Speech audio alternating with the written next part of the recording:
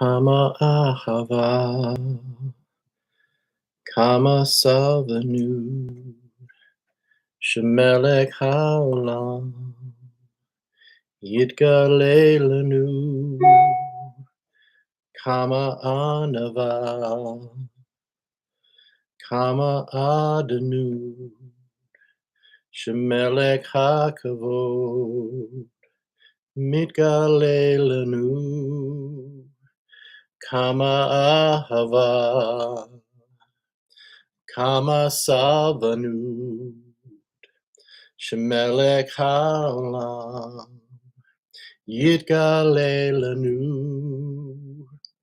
kama anava, kama adanu, shemelech hakavod, mitgalelanu, kama ahava, kama savanu, shemelech haolam, yitgalelanu, kama anava, kama adanu, shemelech hakavod, mitgalelanu, titgalelanu, titgalelanu, titgalelanu. Oh, how much love, how much patience, that the King of the universe would reveal himself to us. Oh, how much humility, how much gentleness, that the King of glory reveals himself to us. Reveal yourself to us. Reveal yourself to us. Reveal yourself to us. Good morning, Shabbat Shalom. Welcome to Hebrew Perspectives. I'm so glad that you are here. I love doing this. I love teaching, bringing insights, helping people in their walk and their learning of Torah, because Torah is life. Torah is life. And Yeshua is the living Torah. Thank you for all of you that come here on a regular basis and watch these videos. And I truly hope that you are learning. And maybe you've heard all this before. I don't mind answering questions, and I get questions throughout the week, and I try to. As for the most part, I do answer most of them. I'm trying to think, it's so I do answer all of them now that I think about it. But anyway, so thank you so much for those of you that have subscribed recently. For those of you that are faithful and come here all the time and watch these videos. Now, enough of that. Except make sure that you like and share, and if you're watching and you have not subscribed yet, please subscribe. So what we do here is in the description of the YouTube video, and it's in the description of the event on Facebook. It's also in the weekly readings that are posted on Hebrew Perspectives every Sunday, the first day of the week. You'll find them. And you'll learn some Torah basics here today. Torah means instruction. I had someone show up one time to a Torah study because the very fact that I used the word Torah, he wanted to come and debunk it. But when I explained to him what Torah meant, and he was like, "Oh, okay." Torah means instruction. Right. Torah is the first 5 books of the Bible. It's that simple. And yet, so many people, it eludes so many. And it's, when you stop, think about it, when you have your conversations and you start to learn some Torah, you realize that there are a lot of people that there's a lot of things that they've taken for granted. They've just been fed certain things. Think of it this way. There's a lot of people that are on feeding tubes. Right. They're on YouTube feeding tubes. Right. Where they're, okay, you're saying, all right, well, you're just another one of these YouTubers that are on here just, doing all of this. And, well, I'm bringing truth. Right. But you have so many of them that come out, and it doesn't take long before you realize that, they're saying the same old things that you've heard all along. You've heard these things before. There's no. Then it might give you a bite or two of something that may sound interesting, maybe you've never heard before, but for the most part, it's everything that you've heard before. We try to find those insights and help you find those insights yourself. So when you do find those insights, you do see something in the Torah, share it with us. Yeah. Here's what I see. Sometimes things really aren't a stretch. Sometimes God shows you things so that you can share them with others, and that's this part of why we're here. And so thank you for being a YouTuber and following us. Now, before we get started with Tzav, Tzav is the parasha. Parasha is section in Hebrew, so Torah basic for you. It's a Hebrew basic word for you. It's a portion. It's the portion of scripture that we read each week, named for the first few words or words. Tzav means command. It's from a root Aramaic word. Sabbath means to connect, to come in with a relationship, as in like a master and a servant. You bind to a relationship. You come together, and so when God gives a command, that's what it's talking about. But let's say the blessing before we get too deep into this. Blessed are you, Lord, King of the universe. Blessed are you, Lord our God, King of the universe, who has sanctified us with his commandments and has commanded us to engross ourselves in the words of Torah. Please, Lord our God, sweeten the words of Torah in our mouth and in the mouth of your people, the family of Israel. May we and our offspring and the offspring of your people, the house of Israel, all of us, know your name and study your Torah for its own sake. Blessed are you, Lord, who teaches Torah to his people Israel. Blessed are you, Lord our God, King of the universe, who has selected us from all the peoples and gave us his Torah. Blessed are you, Lord God, giver of the Torah. And as the blessing says, may this Torah study, may it always be sweet to you. Yes. Now, today is today is a special day. And there's a reason why I say that. So now, every day we post the weekly study, the weekly readings, or the daily. I give you the daily readings. I think that's the second time I've had a bug fly in my nose on a broadcast. It is getting warmer. Yet there was snow on the ground this morning. Yesterday. It was like 70 degrees, and today it's blowing in snow. Now, so we give the Torah reading, but there's always extra special little things that are brought about by those evil rabbis. That's another one of those things people have been led to believe for years and years. If you say it often enough and over again, people start to believe it. But those, are there hypocrites? Yes. Are there people that are bad? Yes. But to lump everybody in on something just doesn't work. And so when it doesn't agree with your own theology and what you've been spoon-fed, you just throw it out. And that's not the right way to think. You need to dig and look for yourself, and you realize, and this is part of what we do here. We educate people. We help people to connect the dots, make a picture. Remember when you're a kid connecting dots, making a picture? All right. So on this day, it's Nisan 10, the 10th of Nisan. Nisan is a month. It's a Hebrew month, for those of you who do not know. Hebrew calendar goes by a lunar calendar. So in ancient times, they went out, and when there was a first inkling of a sliver of a moon, they declared that was a new month. But then as time went along, these rabbis that everybody seems to not like came together and said, we can set the calendar. And you know what? It's been accurate ever since. That's right. To go figure, all right. So, but anyway, So and then so there's Hebrew months and they're all named, and this is the month of Nisan. Nisan means miracles, and how appropriate, because Nisan is the same month of Pesach, the Passover. You know, look at I got some stuff. You can take them out of the. Ooh, yeah, I got some stuff here. Let me share this with you. Here, we'll do this one first.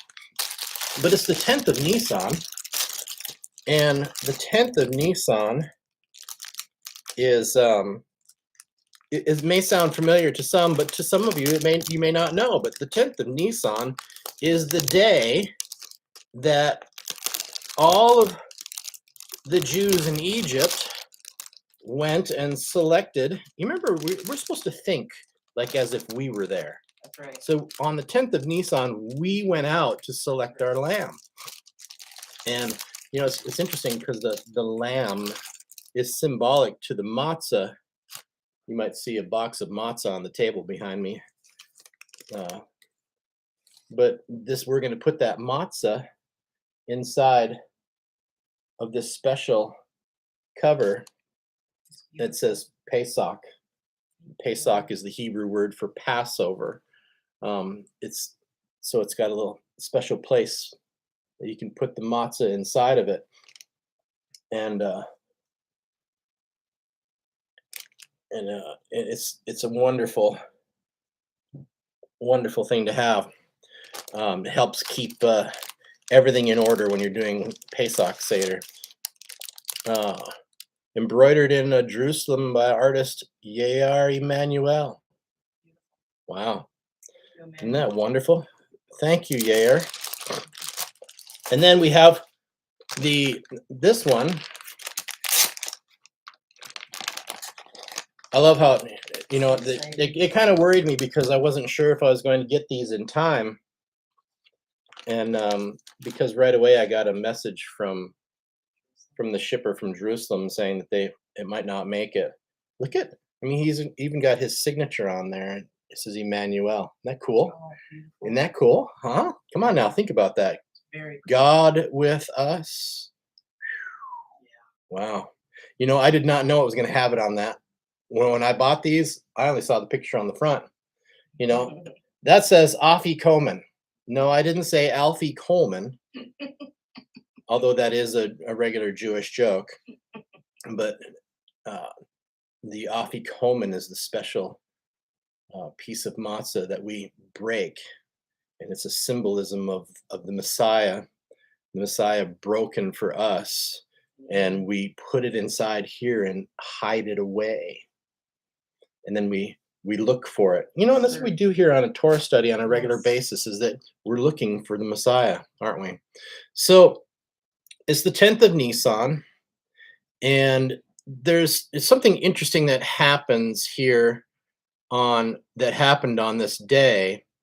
And when we look at it, we see that if you go back 9 days to the 1st of Nisan, 2 weeks before the Exodus, God instructed the children of Israel that on the 10th of this month,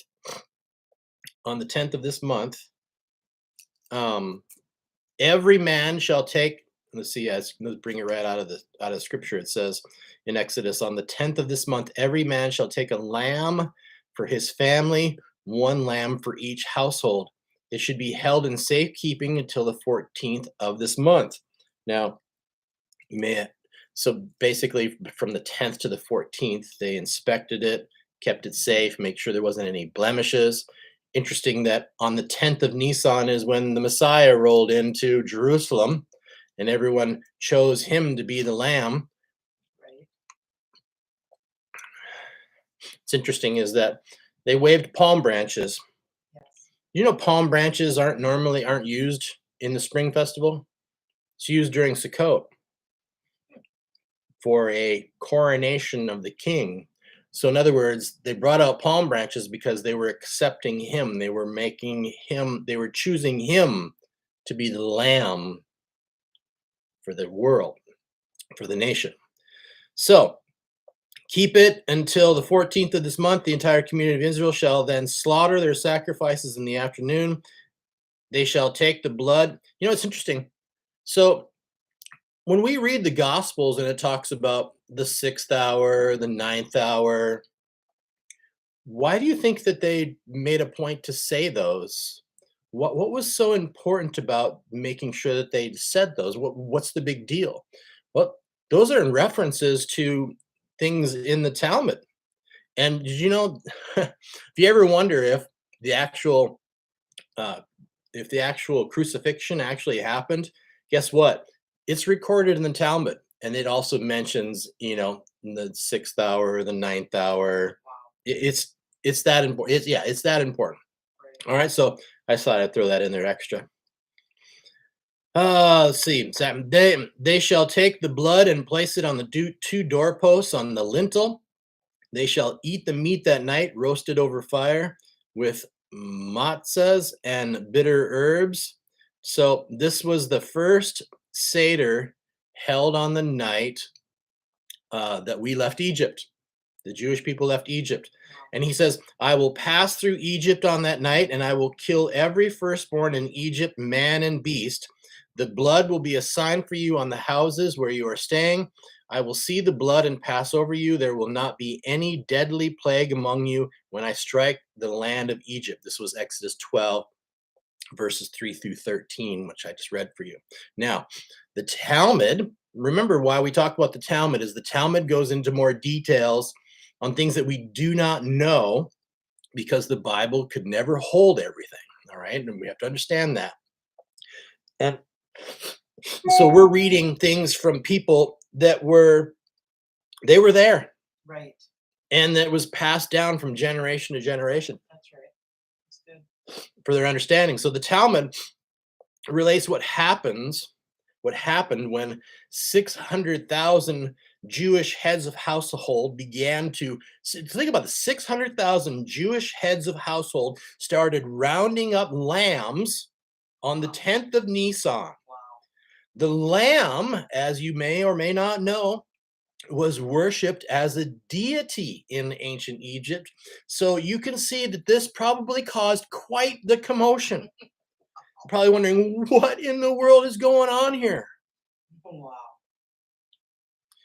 Then, so the firstborn of Egypt, all right, remember the firstborn, there's a lot of firstborn people, and it is, okay, so the firstborn of Egypt were in key social positions in Egypt, and they were in religious positions. In other words, they were the ones that worshipped these lambs. They in Egyptian society, they were like, you can say Pharaoh is the Pope. They were all archbishops. Okay, Wow. so now what happened is that they confronted the Jewish people, and they were told, and this comes from the Talmud. It says, we are preparing an offering to God in 4 days. At the stroke of midnight, God will pass through Egypt in order to execute the 10th and final plague. All firstborn will die, and the people of Israel nation will be freed. Now, the firstborn of Egypt, they had already witnessed 9 plagues. Right. And they saw that they had come to pass exactly as Moses had said that they would. And so they went and they approached Pharaoh, and they demanded that the Jews be set free. They went to Pharaoh and they said, get him out of here. But Pharaoh refused. And so they ended up taking up arms against Pharaoh's troops. And there was a battle, and many people were killed.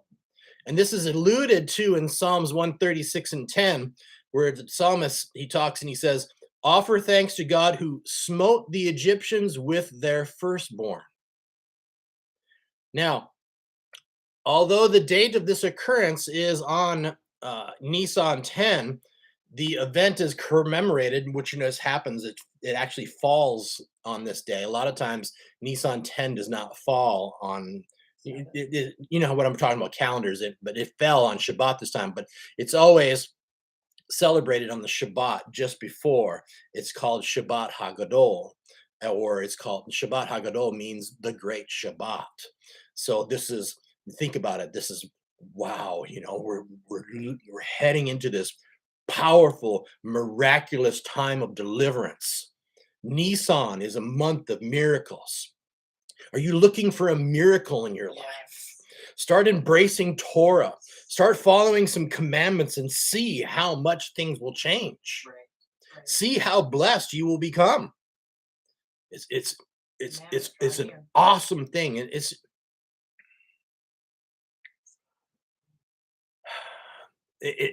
awesome. It really is. Now, so there were some more interesting things that actually happened on this day. This was also the day in 1274 BCE that Miriam passed away. Miriam passed away at the age of 126. Wow. Did you know that after Miriam passed away, I was recently relating this to someone. I was having a conversation with someone. I think I'm trying to remember who it was, but when Miriam died, the rock that followed them in the wilderness, we know who that rock is. The rock is the Messiah, right? The rock is what provided them with water throughout the wilderness. It's also provided them with enough water for them to mikveh in. Wow. That's how they were able to mikveh in the desert just before Shavuot. Shavuot's coming, folks. Pentecost is coming, folks. Yes. All right. So Miriam, that rock, that well was called Miriam's well. And interesting, after she passed away, it dried up because it was time to move on. It was time to go. And matter of fact, you just go, you just go 1 year later, and this is the day that they crossed the Jordan to go into the promised land. When 3 days before, Joshua dispatched spies to go spy on Jericho, and they were ready to cross the Jordan, and the river parted for them just like it did for their fathers and their mothers at the Red Sea. Wow. 40 years earlier. You can read more about that in Joshua chapter 4. Now, that was just some extra stuff because, like I said, on a daily basis, there's extra things that are always happening sometimes. And as we're nearing Passover, there's extra readings, extra things to study. There's so much that you can't cover it all. Now, that's what makes it good. Tzav, command. Right. When we look at this, when you're reading it over, we are in Leviticus chapter 6. Hashem spoke to Moses saying, command Aaron and his son saying, this is the law of the elevation offering. Now, like I said, on the surface, this week seems to be more of the same about sacrifices, but what we learned about last week. And because last week we read, when a man among you brings. So in other words, that was a voluntary offering. Remember, people brought offerings to God because, not necessarily because they had sinned, but because they wanted to follow a command. They wanted to connect with God. They wanted to serve their master. Okay, they wanted to get close to God. Korban is the Hebrew word for sacrifice, means to draw near. But now we read here in Leviticus chapter 6 that this is a divine command. God is commanding that this sacrifice, this elevation offering be brought. And Rashi notes that the directive was not only for the time, but for all future generations. Now, this brings me back to something that I found in Rabbi Monk's book. I've got the Call of the Torah. You've seen me show this one before. This is the one on Bereshit. Bereshit means in the beginning. So this is a commentary on the book of Genesis.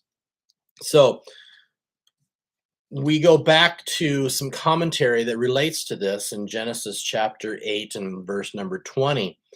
Then Noah built an altar to Hashem.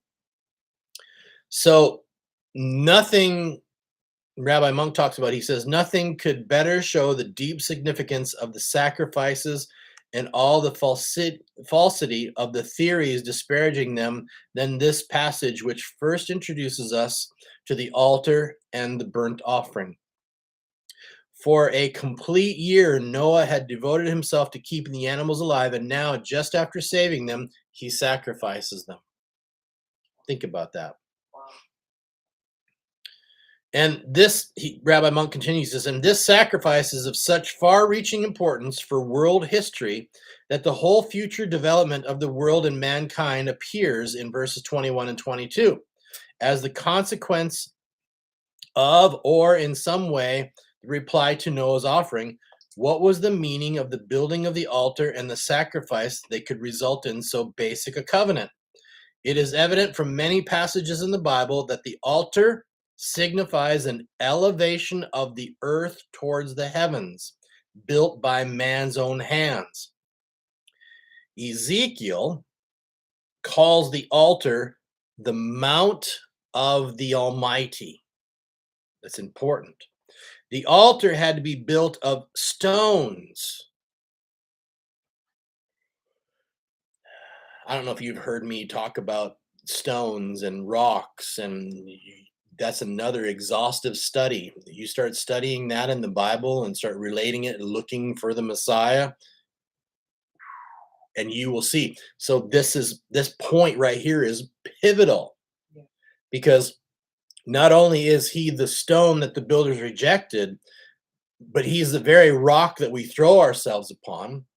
I just got done mentioning that he's the rock that followed us in the wilderness. Right. So you start connecting the dots here, and you're like, wow. And so here, this very first altar made of stones, and then we are lively stones fit together.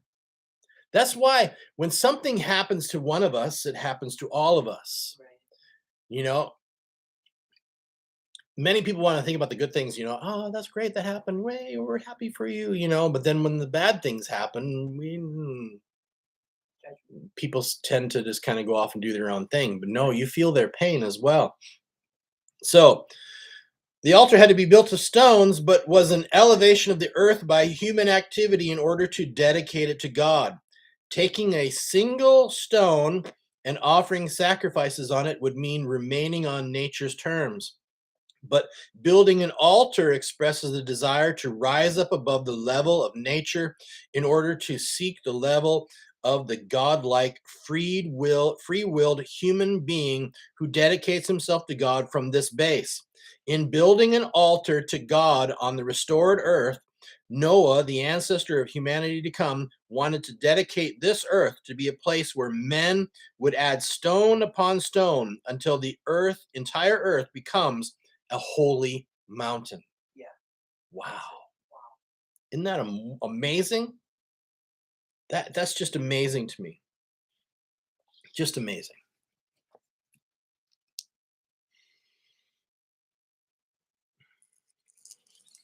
I have to be careful where I put things. Now, so this is the law of the elevation offering. This is the law of the elevation offering. That reminds me, that's another thing that so many people over the years, thousands of years, they've been taught songs Yes. to help them remember. Yes. So if some of them are in error, they've been taught through song something wrong. It sounds like I'm making up a song, doesn't it? Taught through song, something wrong. It gets ingrained into Right. you, Right. and it's hard to get it out. Yeah. Now, we talk about, last week I mentioned children at the age of 5 start learning Leviticus. They start learning sacrifice, what it means to be a servant, what it means to have to do avodah, or service to God. It's also the word for worship, which many believers today want to just do. They just want to worship, but they don't want to serve. That seems to be a problem. And we let God take care of everything and we won't do anything. And that's society today, but we won't chase that rabbit right now. But this is the law of the elevation offering. So there's more of this olah offering that we talked about last week. And it has to do with in thought in relation to deed. Remember, we have been influenced in the West. And when I talk about the West, I'm talking about from Europe all the way over to us. Europe, I don't know if you've ever known this, but Europe is considered the West. I don't know if anybody ever realized that or not. And Greek thought was predominant in the West Right. for a long time, and that culture, all of that influenced Europe and then on over into America. And so that thought, that mindset is more of where Hebrew is concrete, Greek is abstract. So that's why our people are just, oh, I believe. That's all I need to do. But no. There's more. There's more to it. It has to do with action. Yes. And it's putting that thought into action. And so what you have is, so the Midrash explains this Olah offering is to atone for sinful thoughts that were not carried out in deed. Now you remember the Messiah saying something to the effect of, he was talking about adultery, and it's like, if you think it in your mind, you've already committed it. It's kind of interesting because it's like, so basically what's happening here is in the Greek mind, and it's not really what the Messiah was saying, but in Greek thought, and you have to understand, he may have been speaking to mostly Jewish people when he taught his sermons, but guess what? They were surrounded by Greek people, Right. and many of them probably spoke Greek. But I'll tell you right now, this is a fact. They still spoke Hebrew during that time, okay? Just want to let you know. You can do that research for yourself. You've been lied to if you told them that they didn't speak Hebrew during that time, but they did. It was still in all of the temple service. It was in day-to-day life. It's like saying, some culture just stops using their own language. No, they become bilingual. Right. In some ways they were trilingual. Okay, Right. but so to be basically, and this, and you can think about this now. This is what happens here in America today, especially, is that people are guilty right off the bat without any due process. So in Greek Western thought, the crime is condemned without regard for the guilty party's degree of responsibility.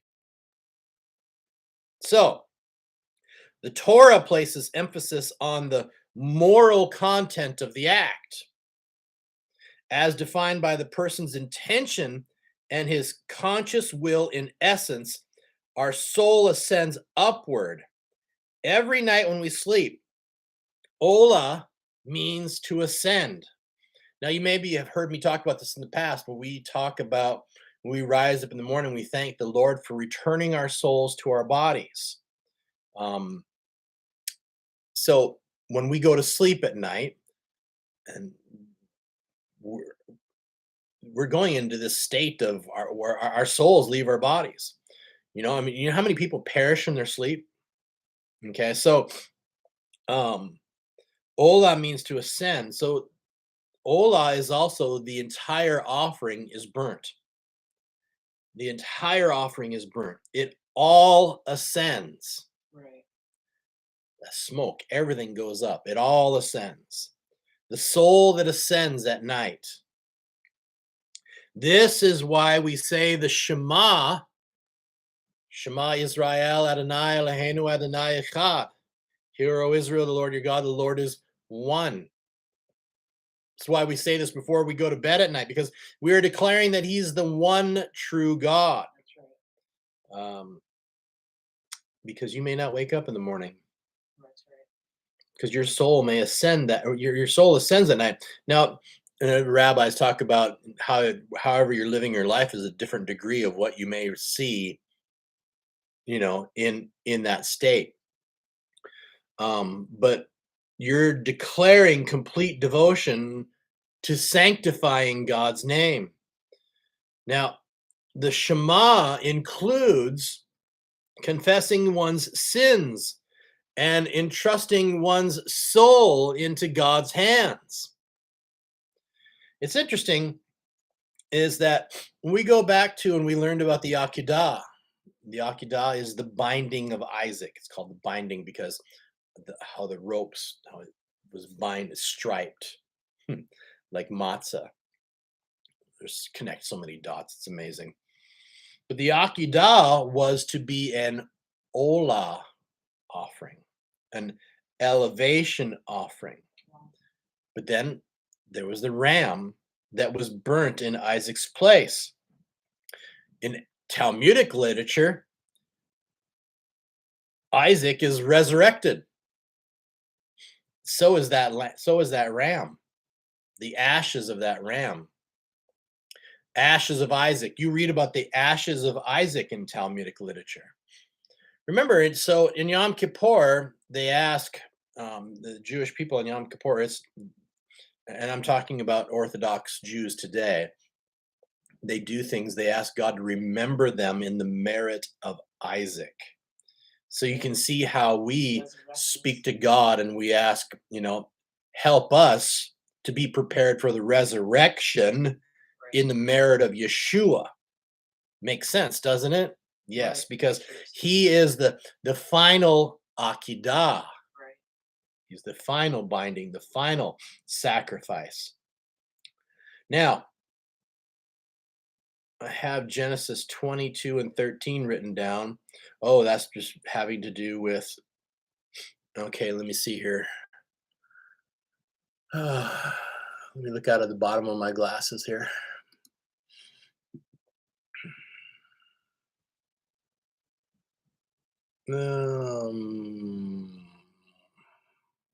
There we go. Now, so Yitzhak Avinu, our father Isaac, he was an olah tamima at the Akedah. So Leviticus 26 and 42 says, then will I remember my covenant with Jacob and also my covenant with Isaac and also my covenant with Abraham will I remember, and I will remember the land. Now,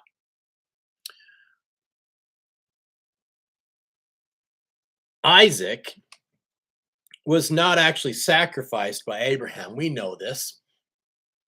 And his ashes were not actually placed on the Mizbeach. Mizbeach is the Hebrew word for altar.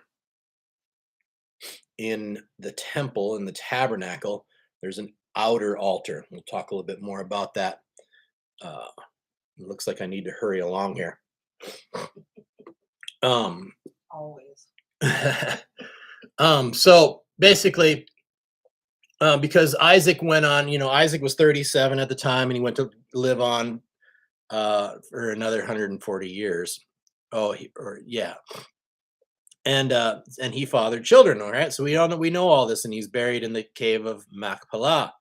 But so, what's the meaning of his ashes being placed upon the Mizbeach, on the altar, as if he was actually sacrificed? And so we read in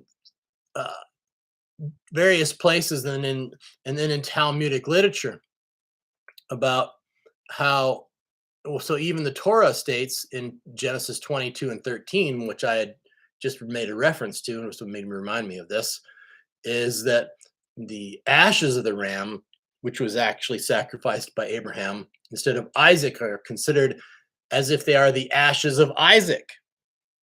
So if if you're ever talking with, say, someone of another Jewish sect, and they say that nobody can die for nobody else, they do it. They make reference to it on Yom Kippur. It's it's a truth. As a matter of fact, there's even a in Moed Katan 28a. Maybe I'm jumping ahead a little too fast, but the point is that it even says that Miriam's death, which we mentioned earlier, that atoned for some misdeeds. And then that Talmud in Moed Katan talks about how somebody can be atoned for by somebody else's death, a righteous person's death. And who is the most righteous person that we ever know that fulfilled the Torah completely? Yeshua. All right. Now, so the Torah emphasizes that the ram was offered up in the stead of his son, which creates this symbolic image that Isaac himself was slaughtered and that Isaac was burned before God. And Rashi says, here's what Rashi says. He says, instead of his son, since it is written, and offered it up for a burnt offering, nothing is missing in the text. Why then does it say, instead of his son? Over every sacrificial act that he performed, he prayed, may it be your will that this should be deemed as if were being done to my son, as if my son were slaughtered, as if his blood were sprinkled, as if my son were flayed, as if he were burnt and reduced to ashes. Now remember, Isaac was also the spitting image of his father. So here you have, and then there's references in the Talmud of all of this also, that the image of the father was sacrificed that day. So it's apparent here that Isaac began to live after he symbolically died on the Mizbeach, on the altar. So how does one die symbolically? Well, now the meaning here is that, and I'm reading this comes from Rabbi Israel Roll, and he says the meaning here is that when Avraham offered the ram in place of his son, Yitzhak's mindset at that moment was to offer up his entire being to God. Remember, we talked about this a little bit last week. Remember, Judah was willing to give over his soul. This is exactly what we're talking about right here. And he wished that every dimension of his psyche would be aligned with God's will. Oh my goodness. Now I want you to start thinking about the Messiah and how he was constantly making sure that he was aligned. Not my will, but thine be done. Right? Wow. So this kavanah, that's a Hebrew word for you, which means intent. This kavanah raised Yitzhak to the level of becoming a amud ha'avodah. That is a pillar of serving God. Wow. Which forms the foundation. Whoa, here we go. We have some foundational stuff. This is another reason why we go back to the Torah. If you do not understand something in what people call the New Testament, I don't like it. I don't like I don't like the terms Old and New Testament. I don't have time to explain all that. But anyway, but what we have here is, so this pillar of serving God, the amud ha'avodah, pillar of serving God, which forms the foundation of prayer and service to God, Avodot Hashem.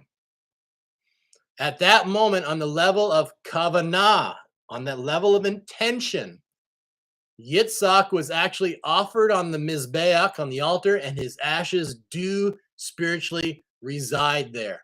Now, that reference comes from, let me look it up here real quick for you. It comes from Miktav Me'eliyahu. So, now, there's more of this. So, the strength of all Israel, for one to be Moser Nefesh. Remember, we talked about Nefesh means soul. Basically, what you're talking about here is what I'm saying is that Moser Nefesh is self-sacrificing. Okay, it's based on Isaac's willingness to his desire to serve God. All right, wholeheartedly. So at the Akedah, since Isaac was considered to be the Olah Temimah, a complete offering. he was on the he was dying and he said, "It is finished." Wow. Wow. I'm at 45 minutes now. Let me go longer? Okay, I will. Thanks. So since he was the complete offering, and this is another reason why he was never allowed to leave Israel, the promised land. Abraham did, Jacob did, but the sacrifice is never allowed. Where was he sacrificed? Where did the Akedah happen? It happened where the temple eventually stood. Okay. And so in that you're not allowed to be sacrificed outside. And so then he could never leave that area. So one of the names by which all of Israel is known is Ephraim. Oh, and this is where a lot of people get this stuff wrong. It's sourced from the word Ether, which means ashes. Wow. Powerful. There were two patriarchs who humbled themselves to the point of becoming Ether, ashes, as the Torah states concerning Abraham. And Abraham answered and said in Genesis 18:27, he says, "Behold, now I have taken upon me to speak unto the Lord, who am but dust and ashes." Wow. It's beautiful.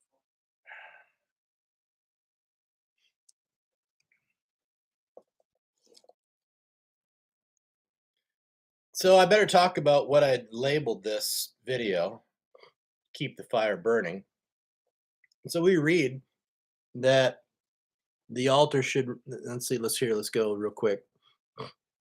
I'm hurrying along. Elevation offering that stays on the flame on the altar all night until the morning, and the fire of the altar should remain aflame on it. God started this fire, and it was up to the priest to keep it going. God started this fire in your life. He gave you a spark of divinity, and you have to keep it going. How do you keep it going? Right. We're doing that right here. That's it. We're studying Torah. We're studying Torah. You know, it's interesting. I mentioned Moad Katan 28a and talking about Miriam's death. There are a certain number of people that were given a divine kiss. So in other words, Miriam received a divine kiss from God and then she perished. Wow. Think of it that way. And there's others that are mentioned. So this leads you to believe, where else have you seen instances where there was a kiss? Well, do you remember Messiah just before he is taken off to his illegal kangaroo trial? Judas comes up, and to identify him to those who are going to take him, this was it wasn't the Romans that came to take him either, it was the temple guard. So you know that everything was this was wrong to begin with. And so, and it was Judas came up to him and kissed the Messiah. Why did he do that? Did not everybody know who the Messiah was by this point? Right. He shook up the whole land. He even says at that point, he says, "I sat in the temple teaching." You know what? That would have been a dead giveaway right there. You know why? Because only the king, only someone who is in the line of David is allowed to sit and teach in the temple. And here this is something that he had been doing. If he was not in the line of David, they would have taken him up right away and said he's a lawbreaker. Right. You're not even in the line. You're out of order. They could have arrested him way back then. But like I said, as in that Talmud reference that I gave to you that talks about ninth hour and sixth hour and things like that, it also mentions that this is the Talmud telling you this, that he is in the line of David. Right. So that's proof right there. But the divine kiss, Right. basically Judas was basically showing that that Messiah was about to die by a divine kiss. It wasn't going to be because of anything that he did wrong. Wow. That's amazing. Yes. That is cool. You know, I'm not even going to be able to get to this. Well, maybe. So the fire has to burn continually. And there's one thing I want to say. The fire comes from the outer altar of the tabernacle in the temple.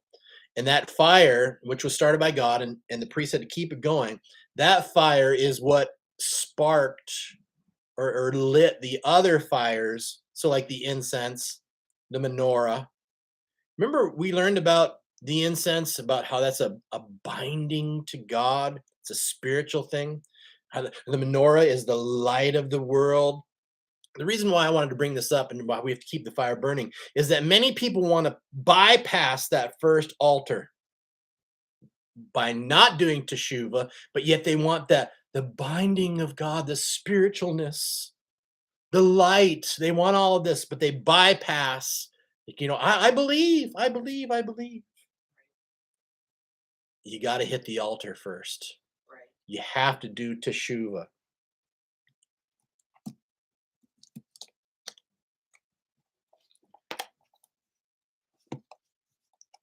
You remember Nadab and Abihu? Nadib and Abihu. Remember they brought strange fire? Right.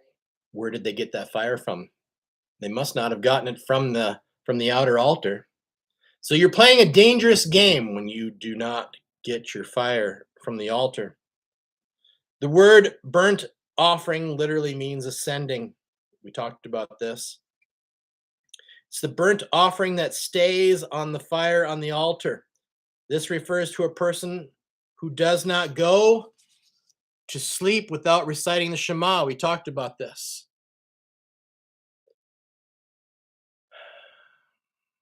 On the fire on the altar, this person devotes his life for the sanctification of God's name when it is time to go to sleep at night.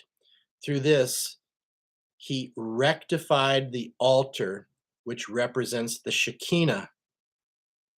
The verse continues to explain all night. In other words, from midnight and onward, which is called Layla, the bedtime Shema is responsible for the union that takes place between the Shekinah and other names of God until the morning. So this is the law of the burning offering.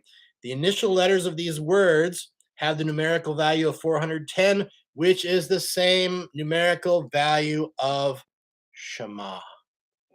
Shema Yisrael, Adonai Eloheinu, Adonai Echad. You know, if there's one thing that you need to do, and if you've made it this far into the video, wow.